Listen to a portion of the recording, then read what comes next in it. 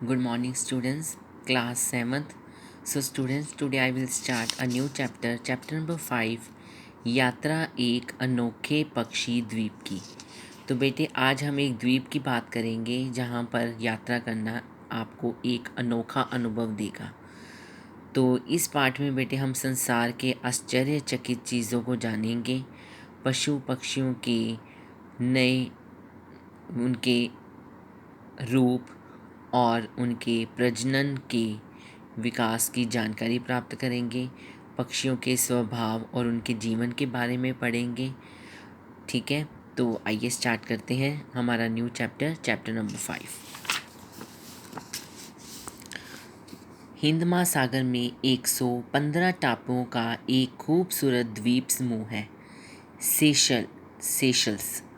ठीक है, ये नाम है एक द्वीप समूह का, सेशल्स। ये अपने सुंदर समुद्री तटों के लिए विख्यात है। विख्यात का अर्थ होता है बेटे प्रसिद्ध, मशहूर। इस द्वीप समूह की एक खासियत यह है कि यहाँ सांप नहीं है। इसकी बेटे खासियत ये है कि इस द्वीप समूह में सांप नहीं मिलते हैं। और सांप ना होने की वजह से आप जानते ही होंगे कि अंडों को खाना सांपों को बहुत प्रिय होता है। और इस द्वीप में सांप नहीं मिलते तो आप जानते होंगे सांप का सबसे प्रिय भोजन है पक्षियों के अंडे। सांपों के ना होने के कारण यहाँ पक्षी ज़मीन पर या इसके आसपास मज़े में घूमते फिरते हैं और यहीं अपने घोंसले भी बना लेते हैं। सेशल्स में मुझे वहाँ से 100 किलोमीटर दूर समुंदर के बीचों बीच पक्षी द्वीप नाम के एक छोटे से टापू के बारे में पता चला। इस द्वीप पर हज़ारों लाखों की संख्या में कुछ खास समुद्री पक्षी प्रजनन के लिए आते हैं। प्रजनन का अर्थ होता है बेटे संतान को जन्म देना।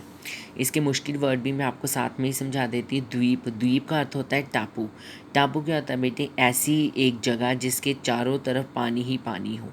विख्यात का मतलब मैंने अभी आपको बताया था प्रसिद्ध। प्रजनन का अर्थ होता है संतान उत्पन्न करना। ठीक है, तो यहाँ पक्षी जो हैं वो प्रजनन के लिए अंडे देने आते हैं और कुछ महीनों में बच्चों के बड़े हो जाने पर फिर उड़ जाते हैं। इस छोटे से द्वीप में मनुष्यों के जाने पर कई प्रतिबंध हैं। प्रतिबंध का अर्थ होता है बेटे रोक।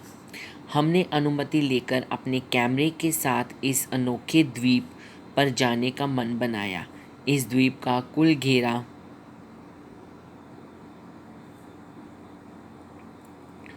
5 से 6 किलोमीटर होगा, यानी पैदल चलकर पूरे द्वीप का चक्कर लगाया जा सकता है।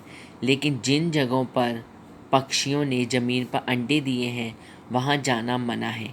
एक छोटे से हवाई जहाज़ में बैठकर जब हम द्वीप पर उतरे तो हमारे सामने द्वीप का सुंदर दृश्य था और चारों ओर पक्षियों का कोलाहल।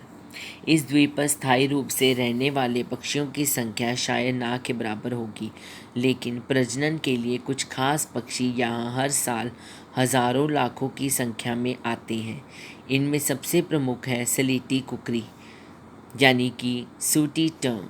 ये 4 से 5 लाख की संख्या में यहाँ आती हैं। एक मचान से हमने लाखों पक्षियों और उनके बच्चों का अद्भुत नज़ारा देखा है। वैज्ञानिकों ने पता लगाया है कि प्रजनन के लिए यहाँ पक्षी हर साल आते हैं, लेकिन वही पक्षी यहाँ 4 साल के बाद लौटते हैं। बीच के 4 साल ये समुंदर में उड़ते हुए गुजारते हैं। मज़े की बात यह है कि स्लेटी कुकरी को तैरना नहीं आता, फिर भी इसका अधिकांश जीवन समुंदर के ऊपर उड़ते हुए बीतता है। समुंदर पर उड़ते उड़ते ही ये गोते लगाकर मछलियाँ पकड़ती हैं और उड़ते उड़ते ही हवा में अपनी नींद भी पूरी कर लेती हैं। समुंदर तट के ऊंचे झाऊ पेड़ों पर हमें विशालकाय फ्रिगेट पक्षी बैठे मिले। इन्हें समुंदर के लुटेरे पक्षी भी कहा जाता है। ये स्वयं तो मछलियाँ नहीं पकड़ते, लेकिन समुंदर से मछली को अपनी चोंच में भरकर लौटती कुकरियों का पीछा कर ये हवा में ही उनसे मछली के टुकड़े छीन लेते हैं। पक्षी द्वीप पर एक और अनोखा पक्षी ट्रॉपिक बर्ड भी प्रजनन के लिए आता है।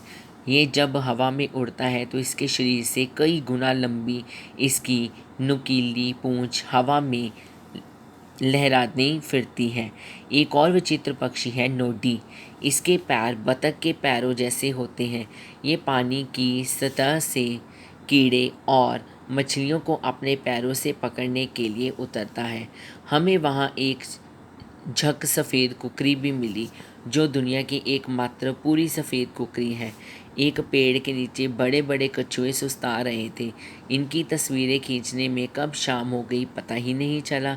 हमारा मन समुद्र के नीले पानी में डुबकी लगाने का था, लेकिन तब तक हमें वापस ले जाने वाली हवाई जहाज़ का पायलट बार बार आवाज़ देकर हमें बुलाने लगा था। सो हमें मन मार कर लौटना पड़ा, लेकिन पक्षियों के बीच पूरा दिन बिताने में बहुत मज़ा आया। तो बेटे इसमें हमने पक्षियों के बारे में पढ़ा, नोडी के बारे में पढ़ा, ट्रॉपिक बर्ड के बारे में पढ़ा, ठीक है, और लुटेरे पक्षी भी पढ़ा। तो इसमें बताया है कि सब तरह के जो पक्षी हैं वो इस जगह पर आते हैं, अपने बच्चों को पैदा करते हैं और फिर यहीं पर रह जाते हैं। इनके आप जगह जगह पर देखोगे तो इन पक्षियों के जो अंडे हैं वो हमें दिखाई देते हैं, लेकिन आप उस जगह पर चल नहीं सकते क्योंकि उन्होंने जगह जगह अपने अंडे बिखेरे होते हैं। तो इसलिए यहाँ पर भिन्न भिन्न प्रकार के पक्षी आते हैं और वे तब तक वापस नहीं जाते जब तक उनका मन नहीं करता, और इस बात के लिए उन्हें 4 साल तक का वक्त लग जाता है। ठीक है बेटे, आई होप कि आपको चैप्टर समझ में आ गया होगा। कोई प्रॉब्लम हो तो बेटे you can ask me anything. So ये चैप्टर आपने अच्छी तरह समझना है, ठीक है, और इसकी वीडियो को अच्छी तरह से वॉच करना है।